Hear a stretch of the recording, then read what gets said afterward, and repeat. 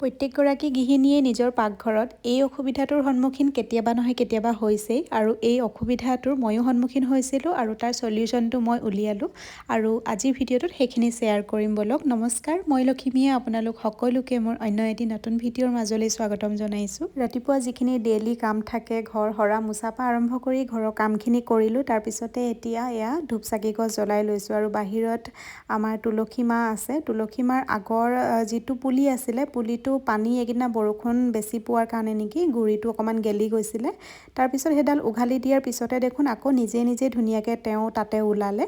এতিয়া সেয়া সেৱা কৰি আহিলোঁ আৰু আজিৰ ব্ৰেকফাষ্টত মই এয়া খাব লৈছোঁ চিয়া চিড, অ'টছ আৰু 2 চামুচ দৈ দিছোঁ, লগতে এটা কল। আৰু চিয়া চিডটো অকল খালী পেটতেই যে খাব লাগে সেইটোও নহয়, সেনেকৈ নেখালেও হয়। যদি যিসকলে খাব নোৱাৰে তেওঁলোকৰ কাৰণে কৈছোঁ। সিদিনাখন মোক এটা কমেণ্ট কৰি সুধিছিলে যে চিয়া চিডটো অকল খালী পেটতহে খায় নেকি। নহয়, সেইটো কথা, বেলেগ বেলেগকৈও খাব পাৰি। এয়া মই ব্ৰেকফাষ্টৰ লগত লৈছোঁ, এনেকৈও খাব পাৰি, নহ'লে স্মুথি বনায়ো খাব পাৰি। আপুনি যদি শ্বেক বনাই খায়, যিকোনো মেংগ' শ্বেক বা বানানা শ্বেক, সেই শ্বেকৰ লগতো 1 চামুচ তিয়াই থোৱা চিয়া চিড দি খাব পাৰে। আৰু এইফালে ৰাতিপুৱা মাজনী আবাকাছৰ ক্লাছৰ পৰা আহি পালেহি। ছানডে দিনাখন তাই আবাকাছৰ ক্লাছ থাকে আৰু এইবাৰ লেভেল 8ৰ তাই ফাইনেল এক্সাম দিছিলে, লেভেল 9লৈ পাইছে আৰু এনচাৰৰ কপিখন মেমে দি পঠিয়াইছিলে ঘৰত চাবৰ কাৰণে। আৰু আবাকাছটো তাইক ক্লাছ 1ত পঢ়ি থাকোঁতেই দিছিলোঁ আৰু বেটা ভাগৰ যিহেতু স্কুলতে আছে সেইকাৰণে তাক দিয়া নাই, স্কুলতে শিকেহি। আৰু এয়া 100ৰ ভিতৰত 97 পাইছে তাই, ৰিজাল্ট ভালেই কৰিছে। আৰু আবাকাছটো আপোনালোকৰ ল'ৰা ছোৱালীক শিকোৱা নাই যদি শিকাব পাৰে, বহুতখিনিয়ে মেথছত ডেভেলপ হয়, বহুতখিনি ভাল শিকালে। আমাৰ তাইকে শিকাইছোঁ ইয়াতে জটিয়াতে আমাৰ কিণ্ডাৰ কিডছ স্কুলত মেমে শিকায় আৰু বহুত বেছি ভালকৈ শিকায় মেমে। বহুতখিনি ডেভেলপ হৈছে তাইৰো মেথছত। আৰু এয়া হৈছে দালি মই ধুইছিলোঁ আৰু দালি ধুই দিয়া পানীখিনি মই পেলাই নিদিওঁ, ফুলত দিওঁ আৰু ফুলৰ বৰ ধুনীয়া গ্ৰ'থ হয়, দি চাবচোন এনেকৈ। আৰু মোৰ দৰে চাগে সকলোবিলাক গৃহিণীয়ে এই অসুবিধাটোৰ সন্মুখীন হৈছে। আজি এইটোৰ সলিউশ্যনটো দেখাম বলক। এই প্ৰেছাৰ কুকাৰটো মোৰ একেবাৰে পুৰণা প্ৰেছাৰ কুকাৰ। যেতিয়া মই বিয়া হৈছিলোঁ প্ৰথম প্ৰেছাৰ কুকাৰ এইটোৱে লৈছিলোঁ। এইটো হকিন্সৰ, নতুনতেতো ভালেই আছিলে। যেতিয়া অলপ পুৰণা হ'ল তেতিয়া কি হয়, মই যেতিয়াই দালি বনাওঁ পানী লাগিলে তাককেই দিওঁ বা সৰহকেই দিওঁ, চিটিটোৱেদি গোটেই পানীখিনি বাহিৰলৈ ওলাই আহে আৰু দালিৰ পৰা পানী নাইকিয়াই হৈ যায়। তাৰপিছতে মই ৰাবাৰডালো সলাই চালোঁ, চিটিও সলাই চালোঁ, নাই একেই আছে। দালি আৰু পানীখিনি দিয়াৰ পাছত এনেকৈ সৰু চাইজৰ এটা বাতি মই সুমুৱাই লৈ কেনে এই ঢাকনিখন বন্ধ কৰি দিওঁ। সৰু চাইজৰ বা ডাঙৰ চাইজৰ বাতি এটা যিটো সুমাই দিলেই হয়। বন্ধ কৰি দিয়াৰ পিছত এনেকৈ বনাই চাবচোন, অকণমানো পানী নোলায়। মই তাৰ প্ৰুফটো দেখাম বাৰু। এতিয়া আহিছোঁ বাৰীৰ পিছফাললৈ। বেঙেনা 3-4 জোপা যে লগাই থৈছোঁ, আগতে ভিডিঅ' এটাত দেখাইছিলোঁ।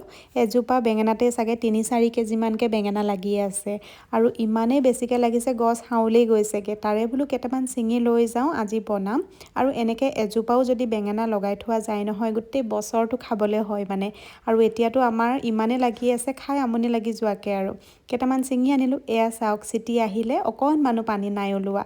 এতিয়া আকৌ বেঙেনাখিনি বনাবৰ কাৰণে মই বেচন, পিঠাগুড়ি আৰু চুজি সেয়া লৈ নিমখ হালধি দি সানি লৈছোঁ। তাৰপিছতে এতিয়া এইফালে বিন, গাজৰ আৰু আলু, কেপচিকাম সকলোখিনি মিক্স কৰি এখন মিক্স চব্জি বনাম আৰু এয়া বনাবলৈ লৈছোঁ। আৰু ভাত বনাই থাকোঁতে এইফালে গান এটা বজাই থৈছোঁ, তাকে মুখেদি গুণগুণাই আছোঁ। আৰু এই কামখিনি আমাৰ ৰেগুলাৰ কাম, ঘৰ সৰা, মোচা, কাপোৰ ধোৱা, কাপোৰ মেলা, কাপোৰ জপা, ভাত বনোৱা, সকলোখিনি আমাৰ গৃহিণীসকলৰ সদায় একেখিনিয়ে কাম ৰেগুলাৰ। আৰু এই কামখিনি কৰোঁতে আমি ব'ৰ হৈ নকৰি যদি মনটো ভাল লগাই কেনে কৰোঁ, এনজয় কৰি কেনে কামটো কৰিব লাগে, তেতিয়া মনটো ভাল লাগি থাকে। সেইকাৰণে মই গান এটা বজাই থৈ দিওঁ আৰু গান বজাই বজাই এয়া গান শুনি মুখেদি গুণগুণায়ো আছোঁ, এয়া কামো কৰি আছোঁ। আৰু এইফালে বেঙেনাটো মই মাজেদি 4 ভাগ কৰি কাটি লৈছোঁ ফ্ৰাই কৰিবৰ কাৰণে, ঠাৰিডালৰ সৈতে ফ্ৰাই কৰিম। আৰু এনেকুৱা যিকোনো ফ্ৰাই বনাবলৈ হ'লে মই মিঠাতেলতে ফ্ৰাই কৰোঁ, ৰিফাইন তেলটো খুব কম ব্যৱহাৰ কৰোঁ, পৰাপক্ষত ব্যৱহাৰ নকৰিলেতো ভালেই। আৰু এইফালে ঠাৰিডালৰ সৈতে লুটিয়াই দিছোঁ, ভয় নালাগে আজিকালি, আগতেহে ভয় লাগিছিলে, এতিয়া পৰা হৈ গ'লোঁ। আৰু এইফালে দালিখিনি তেল মাৰিবলৈ লৈছোঁ মই, তেজপাত, শুকান জলকীয়া, পাঁচফোৰণ, পিঁয়াজ আৰু নহৰু অকণমান দি দিছোঁ। এয়া চাওক, দালি মই যেনেকৈ দিছিলোঁ, যিমানখিনি পানী দিছিলোঁ গোটেইখিনি তেনেকৈয়ে আছে, অকণমানো বাহিৰলৈ ওলাই গৈ নষ্ট নহ'লে। আৰু এয়া বেটাই আকৌ বানানা মিল্ক শ্বেক বনাইছে বায়েক আৰু তাৰ কাৰণে। মোৰ পৰা দেখি দেখি ল'ৰা ছোৱালীয়েও শিকি এতিয়া নিজে বনাই খাব পৰা হৈছে আৰু সৰু সুৰা বস্তু। আৰু এইফালে এতিয়া বিচনাখন বোলো ঠিক কৰি লওঁ, বেডশ্বীটখন উঠাই দিলোঁ, আগতে পাৰি থোৱাখন। আমাৰ বেডৰুমৰ বিছনাখন বহুত ডাঙৰ হয় আমি অৰ্ডাৰ দি বনোৱাইছিলোঁ সেইটো কাৰণে বেডশ্বীট অনলাইনত মানে নাপায় তথাপিও মই এখন বেডশ্বীট অনলাইনৰ ডাবল কিং সাইজৰে অৰ্ডাৰ কৰি থৈছোঁ আহিলে মানে আপোনালোকৰ লগত শ্বেয়াৰ কৰিম বাৰু যদি আমাৰ বিছনাখনলৈ হৈ যায় বা ভাল আহে আৰু এইফালে ভাত বাঢ়িলোঁ এয়া কেপচিকামো মই ফ্ৰাই কৰি দিলোঁ আৰু এয়া সালাড লৈছোঁ এয়া মোৰ ভাত আৰু ভোট জলকীয়া খাই মই বহুত বেছি ভাল পাওঁ আৰু বেঙেনা ফ্ৰাই এয়া আজি নিৰামিষ থালি আৰু আমাৰ দুপৰীয়া ভাত সদায় একেলগতে সকলোৱে বহি খাওঁ এইখিনি সময়তে মানে আমাৰ সকলোৰে যাৰ যিমান কিবা কিবি ক'ব লগা আছে কথা পাতিব লগা আছে কাৰোবাৰ যদি আপত্তিও আছে কিবা আছে সকলোখিনি কথা বতৰা আলোচনা এই দুপৰীয়া ভাত খোৱা সময়তে হয় আৰু সেইখিনি কথা বতৰা মানে অন্য সময়ত পাতিবলৈ কাৰো সময়ো নাথাকে তেনেকৈ সেইখিনি সময়তে মানে গোটেইবোৰে মিলি একেলগতে ভাত খাই কথা চথা পাতি আৰু সেনেকেই সময়কণ পাৰ হয় দুপৰীয়া তাৰপিছতে এতিয়া এয়া কিটচেনটো মই চাফা কৰি ল'বলৈ লৈছোঁ আৰু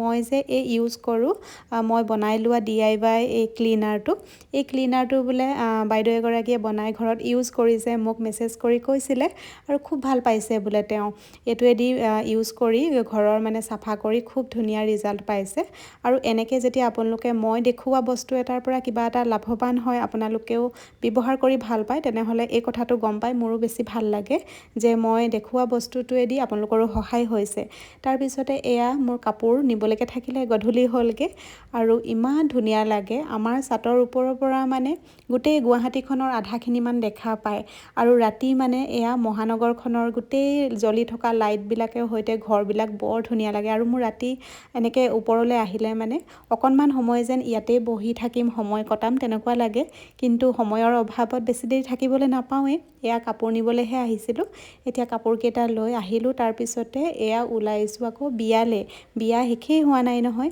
সদায় বিয়াবিলাকলৈ এনেকৈ সাজি কাচি ওলায়ো আমনি লাগে তথাপিও এইটোতো আমাৰ মাইকী মানুহৰে কাম ন আমিয়ে যদি সাজি কাচি নাথাকোঁ ধুনীয়াকৈ নাথাকোঁ আৰুনো কোন থাকিব আৰু এই কাপোৰযোৰ মোক শাহুমায়ে দিছিলে কেইবছৰমানৰ আগতে মাজে মাজে উলিয়াই পিন্ধোঁ কাপোৰযোৰ বৰ ধুনীয়া লাগে আৰু ব্লাউজটো মই নেটৰ বনাইছিলোঁ হাতটো আৰু এয়া আহি পালোহি গণেশগুৰিতে আমাৰ সেইদিনাখন অপুভাগৰ বিয়া গৈছিল যে মানে ৰিচিপশ্যনৰ পাৰ্টিটো কেইদিনমানৰ পাছত দিছিলে এয়া অপুৰ কইনা এয়া অপু আৰু দুইটা একেবাৰে পাভযোৰা বৰ ধুনীয়াকৈ মেলিছে দুইটা এয়া খাই বৈ ফটো চটো উঠিলোঁ আৰু তাৰপিছতে ঘৰলৈ আহিবই হ'ল বাৰু ভিডিঅ'টো ইমানেই আছিলে বাই